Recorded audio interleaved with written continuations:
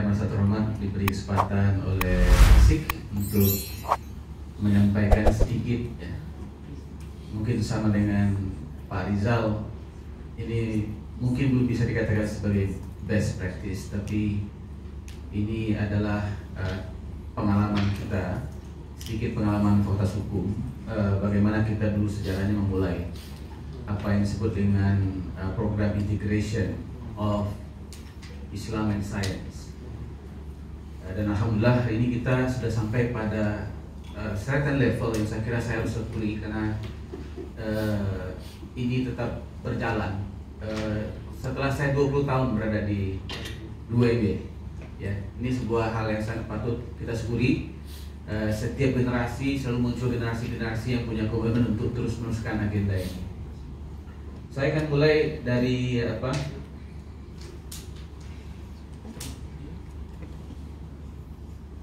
saya skip langsung. Ini sebenarnya ada video, tapi kalau saya putarkan nanti terlalu lama ya. Ketika saya mulai S3 2000 berapa ya? 2011 gitu. Ini adalah pidato seorang kardinal di Inggris yang mengatakan dalam sebuah ceramah. Saya tidak tahu persis itu ceramahnya di gereja atau di sebuah conference. Tapi Rowan Williams ini mengatakan bahwa it is important for the British legal system to adopt Islamic legal system because this is an inevitable thing in UK. Karena menurut dia kenyataan di Inggris sekarang itu banyak orang Islam. Karena itu nanti akan terjadi conflicting legal system and the people believe.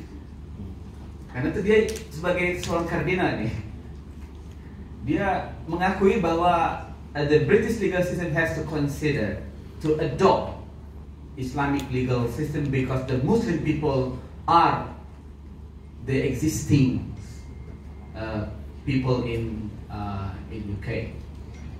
Jadi kalau saya teruskan, jadi ini saya ingin mengatakan kepada kita semua bahwa di luar sana, ya, bahkan tidak hanya di Inggris, tapi di negara-negara lain di Eropa, mereka sudah mulai melihat, ya, hukum Islam itu sebagai sesuatu yang baik. Bahkan beberapa negara itu mengklaim sebagai the center of the Sharia economy atau Sharia banking, ya. Walaupun mereka mungkin hanya mengambil syariah itu dalam perspektif ekonomi, tapi it is good, ya kan? Orang menerima syariah Islam walaupun hanya baru dalam perspektif ekonomi. Kalau bicara hudud mungkin mereka no way, ya kan? Tapi itu kita perlu menjelaskan apa itu hudud, ya. Hudud itu nggak seperti yang mereka pahami selama ini.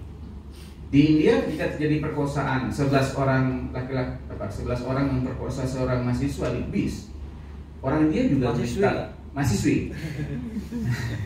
LGBT dong kalau mahasiswa ya. Orang-orang India juga demonstrasi untuk menghukum mati pelaku-pelaku pemerkosaan. Tapi kalau ketika Islam bicara hukum mati, kenapa orang ribut gitu ya? Jadi itu persoalan misperception on Islamic criminal law itu sangat besar. Makanya kita tidak usah bicara itu dulu terlalu banyak. Tapi mana yang bisa diterima dulu? Saya teruskan saja. Saya skip ya. Nah, yang pertama sudah saya jelaskan. Nah, anehnya di negara-negara Muslim sendiri justru ada resistensi terhadap hukum Islam karena dianggap tidak sesuai dengan perkembangan zaman. Jadi kalau kita bicara hukum Islam itu seolahnya itu backward, itu traditional, konservatif dan sebagainya ya. Seolah kita tidak ada ruang untuk bicara itu ya. Saya kira ini yang menurut saya kondisi sosiologis di negara lain dan di negara kita yang terjadi secara paradoks, yang itu kalau tidak ada pendidikan yang menyelesaikannya, itu akan terus berkembang. Sebagai produk Gajah Mada saya merasakan itu. Makanya alumni Gajah Mada perspektifnya tidak sama dengan perspektif yang kita yang punya di UMB. Karena memang kurikulumnya tidak disetting untuk itu, ya. Bahkan sebagian dosennya itu adalah orang yang ya anti lah bicara yang seperti yang kita bicarakan sekarang itu. Pertanyaan saya yang ketiga adalah sebagai introduction, apakah ilmu pengetahuan sosial? Ya, saya bicara ilmu pengetahuan sosial ya, social sciences. Itu adalah ilmu yang bebas nilai atau ilmu yang syarat dengan nilai? Saya nanti akan jawab. Yang keempat, apakah roadmap pengembangan ilmu pengetahuan di kampus kita ini sudah sesuai dengan konsep ideal pendidikan Islam? Ya, mungkin apakah kita semua sudah paham sebenarnya konsep pendidikan Islam itu apa? Ya, untuk apa? Ada yang mengatakan the balanced growth of student personality. Jadi konsepnya harus membuat keseimbangan personality dari mahasiswa. Apakah kurikulum kita sudah settingnya seperti itu? Ini pertanyaan yang besar. Saya teruskan.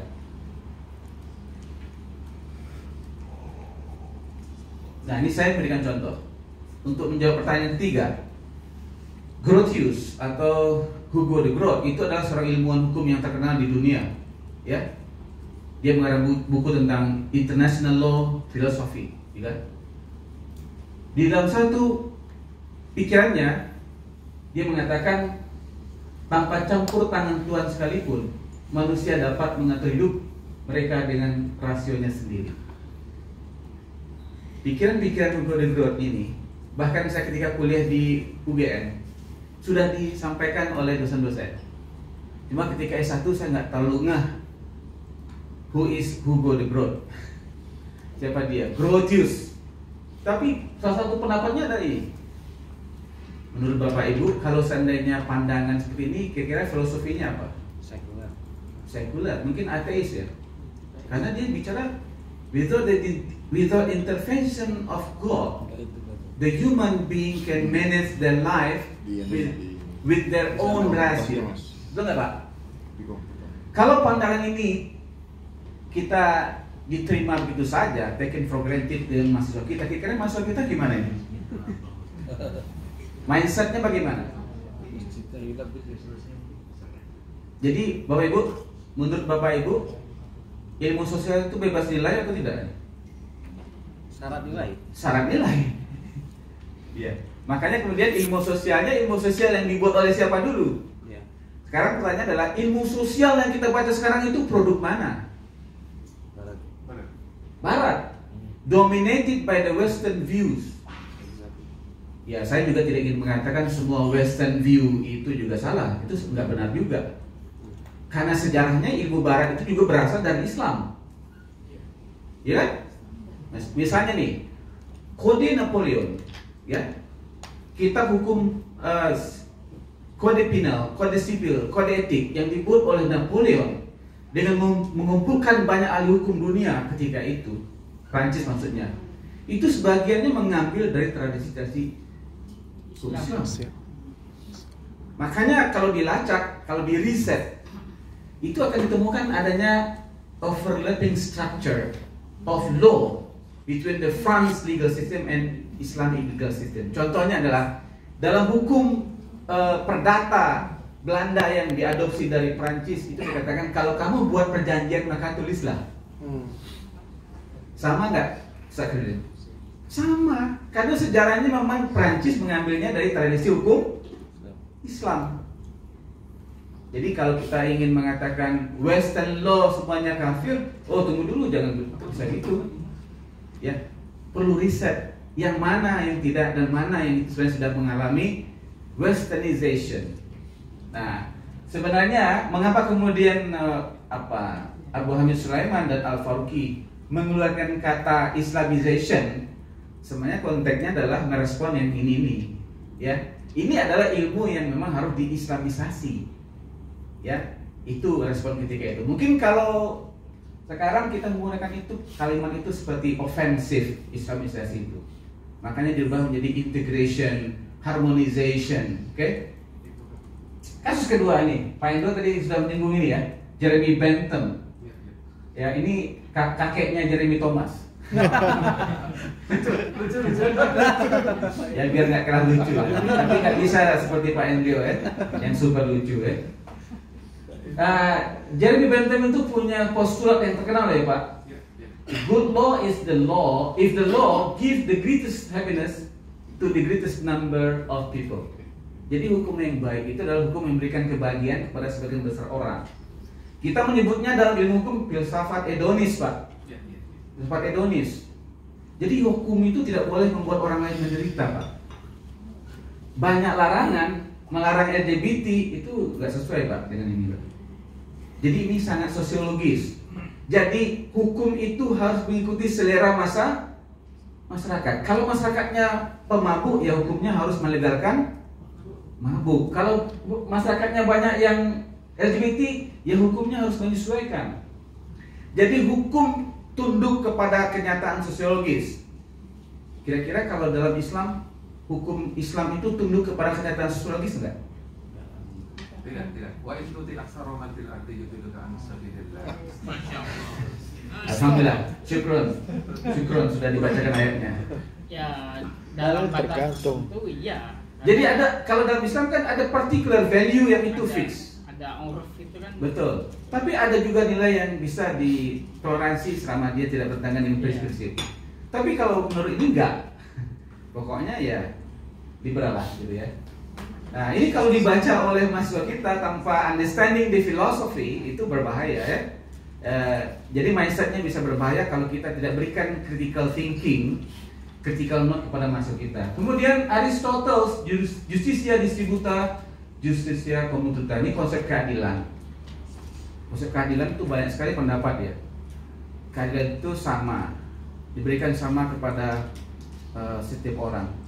Commututa, distributa sesuai dengan kemampuan kapasitasnya. Keadilan itu sesuai dengan kapasitas orang. Nah, kalau dalam Islam yang mana?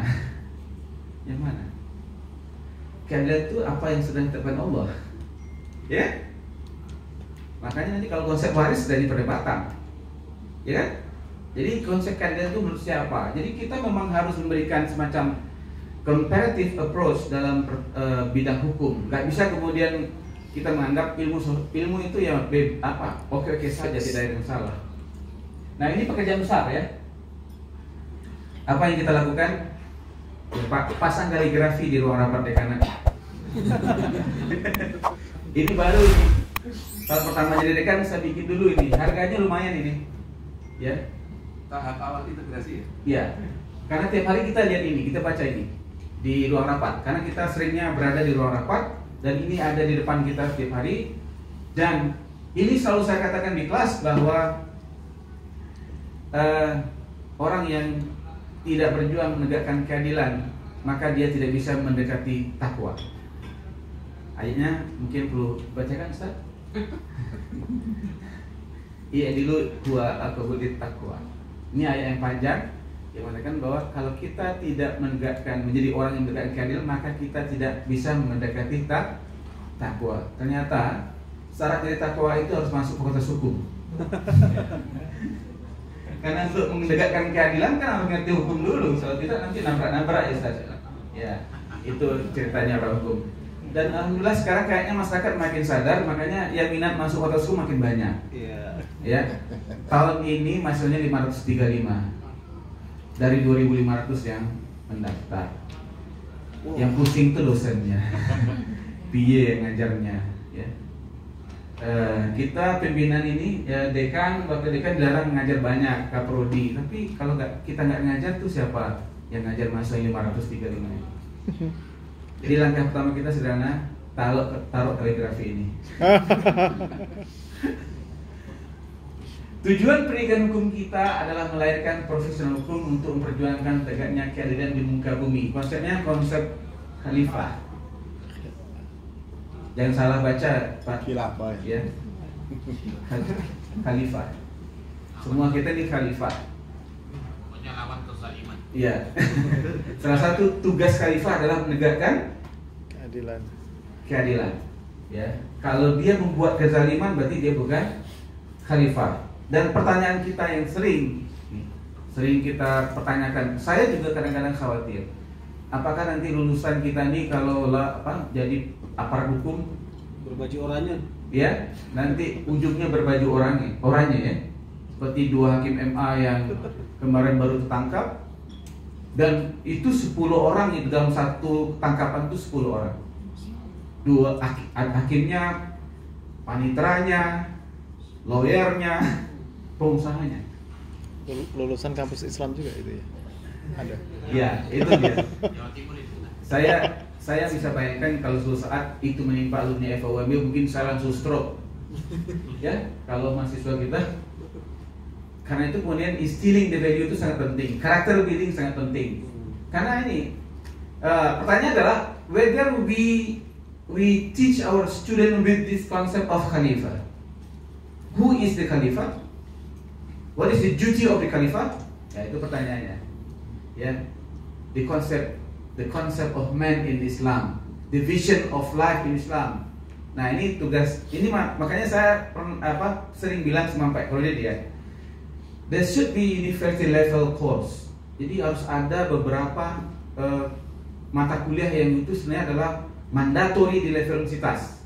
Mungkin Islam and Civilization, ya, dan sebagainya. Mungkin materinya mesti masukkan di mana saya tidak tahu. Tapi pengetahuan yang sangat simple, tetapi sangat fundamental bagi mahasiswa on understanding the life. Kalau konsep hidupnya aja sudah nggak benar, gimana bicara ilmu-ilmu ini, ilmu fardu kifayah ini kan? Yang fardu ain aja dia nggak paham gimana fardu kifayah, ya kan? Ini ilmunya orang istak gitu ya. Coba, ilmu fardu ain, fardu kifayah.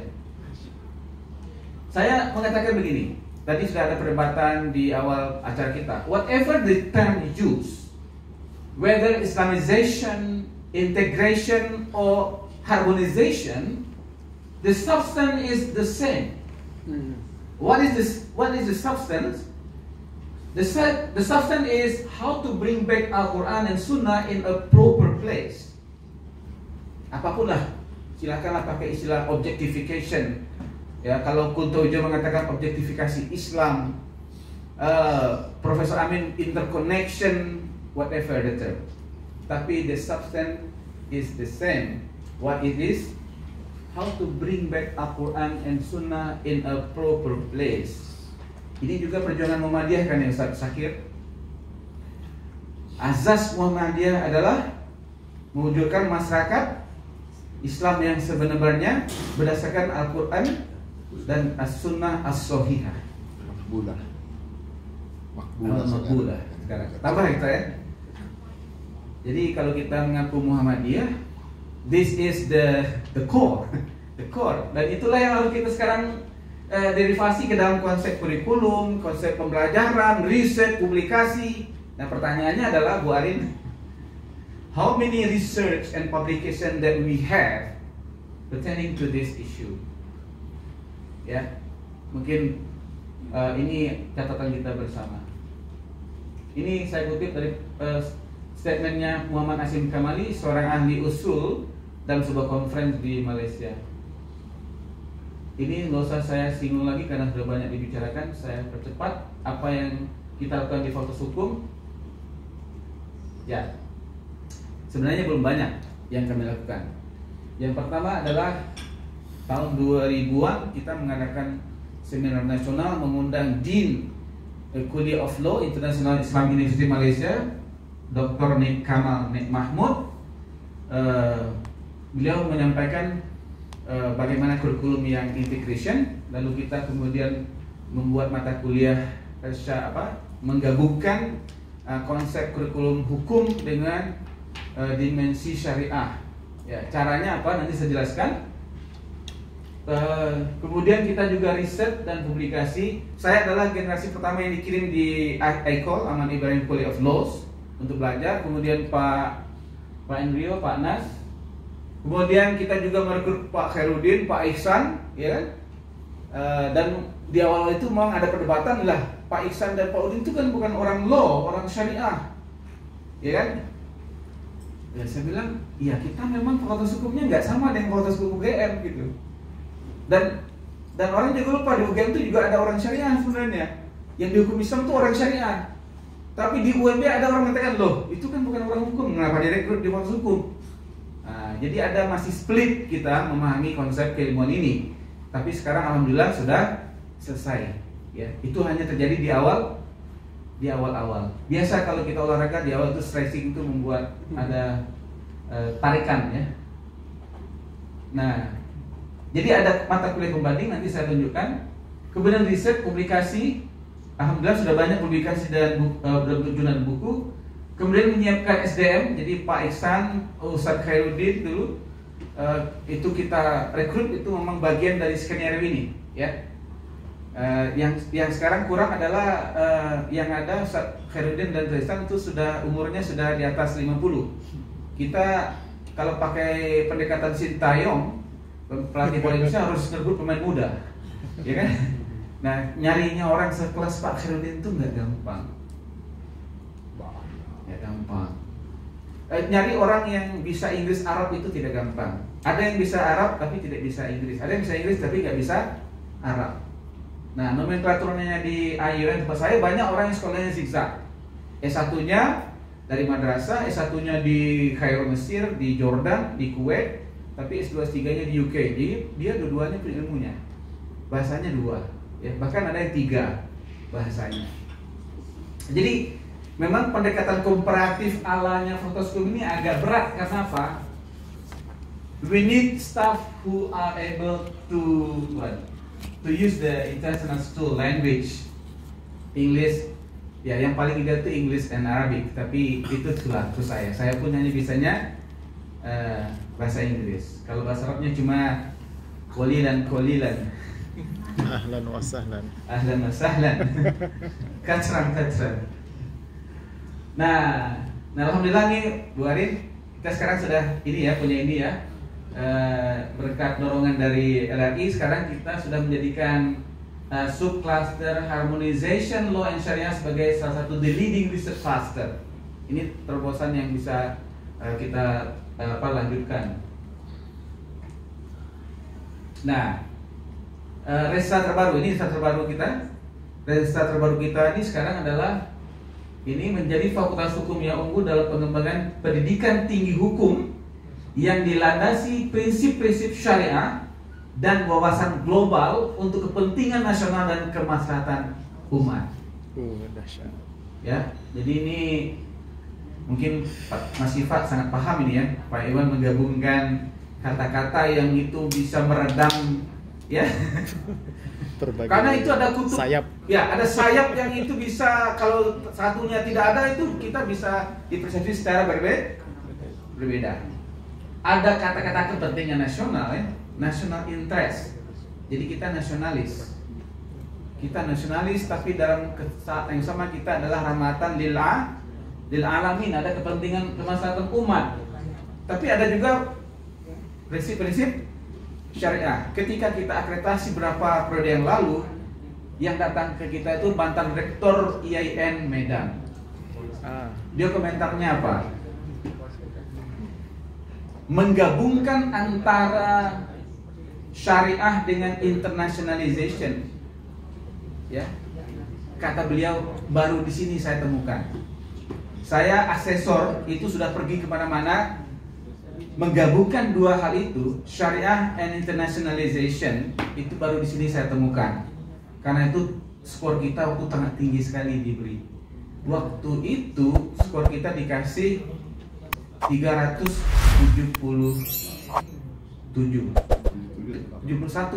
tapi lebih tinggi dari kampus yang ada di banyak tempat. Kalau sekarang 381, lebih tinggi lagi. Itu berat bebannya mempertahankan angka 381 itu. Jadi kalau hanya syariah saja mungkin persepsinya berbeda. Tapi kita juga ada internationalization, ada kelas internasional, dan dia kumpulkan mahasiswa IPOL dan dia tanya pakai bahasa Inggris dan belum bisa bahasa Inggris. Karena memang yang kita kumpulkan itu yang bisa bahasa Inggris. Gak mungkin kita kumpulkan yang nggak bisa bahasa Inggris secara random. Yang pulang exchange soalnya.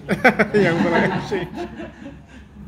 Iya, itu program internasional itu menurut saya adalah the strength UMY. Karena kita sudah uji berapa kali kita mengundang public lecture yang jadi bicara itu dari Melbourne University, dari Monash University, dari Sydney University. Kita kan siapkan itu the best student kita itu untuk bertanya gitu. Nah, mereka rata-rata tanya, saya kaget ternyata masuk sini pintar-pintar bahasa Inggris. 6 orang bertanya pakai bahasa Inggris yang baik. Memang 6 itu yang paling baik yang kita pilih. Orang Minang dilawan. Dosennya aja belum tahu ada 6 yang bisa Inggris. Jadi mahasiswa are better than the lecturer. Nah ini problem kita nih. Bahaya juga kalau dosen bahasa Inggris mahasiswanya lebih baik daripada dosennya. Nanti malah semester 3 dia pindah. Nah ini comparative approach-nya bagus sekali tadi yang saya ceritakan. Ini mata kuliah hasil dari integration kita. Pendekatannya komparatif Pak. Karena ilmu hukum beda ya, nggak bisa kemudian hanya dicangkok-cangkokkan begitu saja. Ada certain subjek yang itu memang harus menjadi basis pemahaman syariah. Ya, dengan basis ini nanti bisa menggali atau berproses mengkaji lebih jauh. Kalau nggak ada basis itu nggak bisa, ya. Nah, yang baru dari mata kuliah ini adalah yang itu nomor 4. Nah, ini perjuangannya itu panjang ini sampai ini. Karena kalau 49 4 dan 9 betul.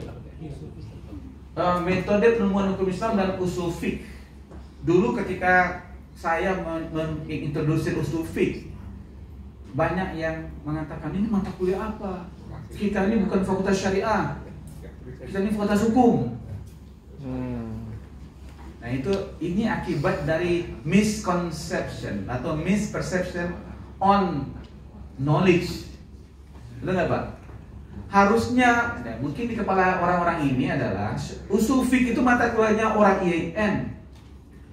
IAIN pun orang syariah, bukan orang usuluddin, bukan orang tarbiyah. Padahal tadi Makasid Syariah itu usul fikih. Ini kan di UMY yang sudah mengalami progres yang luar biasa, ya kan? Tapi tahun awal kita tuh bicara usul fiqh, wah luar biasa. Padahal usul fiqh itu harusnya menjadi mata kuliah wajib semua prodi. Ada usul fiqh di bidang political science, ada usul fiqh di bidang hukum, ada usul di bidang ekonomi, ada usul fiqh di bidang public policy, dan semuanya ada gitu. Kalau tidak, kita itu memutuskan sesuatu itu berdasarkan apa? Tanyanya. Makanya jadi pejabat akhirnya salah buat keputusan. Ya, tahu-tahu pindahkan ibu kota. Itu kan kesalahan fundamental karena nggak pakai pendekatan usul fiqh. Wakil presidennya usul fikih. Pak, yang memutuskan bukan presiden yang memutuskan. Itu contoh Pak. Betapa banyak kebijakan negara yang diputuskan tidak dengan sufficient knowledge, ya. Dan hukum Islam punya metodologi pengambilan putusan yang sangat luar biasa. Ustadz Udin itu pakarnya. Iya. Ya. Kalau ada usul fikih di istana negara kalau gitu. Ya. Kita doakan ya beliau jadi penasihat di istana, tapi nggak dipanggil juga. Soalnya kalau di istana itu kalau nggak hati-hati bisa dikooptasi juga. Nah, kalau tadi komparatif Bapak Ibu, memang itu mata kuliah namanya. Tetapi di luar mata kuliah yang komparatif itu sebagai pembanding, di dalam mata kuliah yang lain kita juga apa namanya itu? Incorporating pokok bahasan, ya. Sebagai cuma untuk memberikan celupan. Misalnya ketika kita bicara introduction to law, kita bicara legal finding, penemuan hukum, ya kita bicara istihad juga. Ya, ketika bicara demokrasi, kita bicara surokrasi. Ya, ketika kita bicara tentang law and technology, kita juga bicara fundamental principle of law and technology in Islam. Ya. Ketika bicara environmental law, kita juga bicara environmental management in Islam. Kita bicara distribusi ekonomi, kita bicara distribution of wealth in Islam. Ya. Bahkan ini jadi tugas ini, presentasi mahasiswa. Kemudian ketika bicara good governance, kita juga bicara Islamic principle of governance, dan banyak lagi sebenarnya. Dan memang akibatnya dosennya harus bekerja keras untuk belajar lah, untuk research dan belajar, ya. Jadi Bapak Ibu sekalian, singkat kata nih, sebenarnya ini saja sebetulnya yang ingin saya ceritakan. Metode pendekatan integrasinya bagaimana? Yang pertama adalah using comparative approach by providing certain subject. Ya. Kalau menurut hasil pendidikan konferensi pendidikan yang di Mekah atau di Islamabad itu, harusnya minimal itu 20% Islamic subject dari total SKS. Hukum kayaknya sudah sekitar itulah.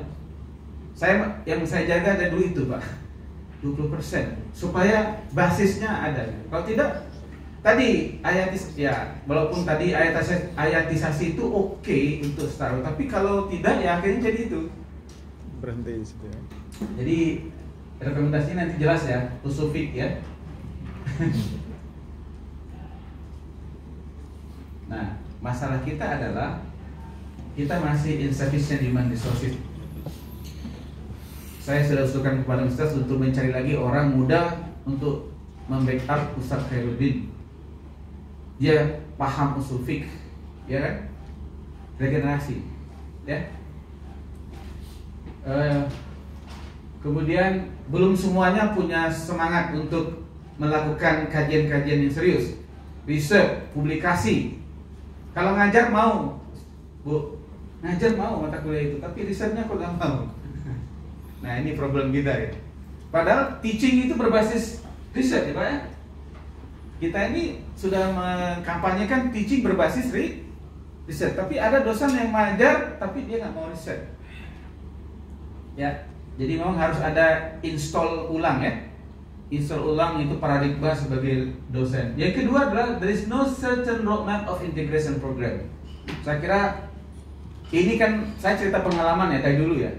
Kalau sekarang kalau CISIK bisa memberikan ini dan Bu Arin tadi, kalau forum ini juga bisa membuat roadmap 10 tahun ke depan, dan dengan roadmap itu kita bisa mengevaluasi Pak.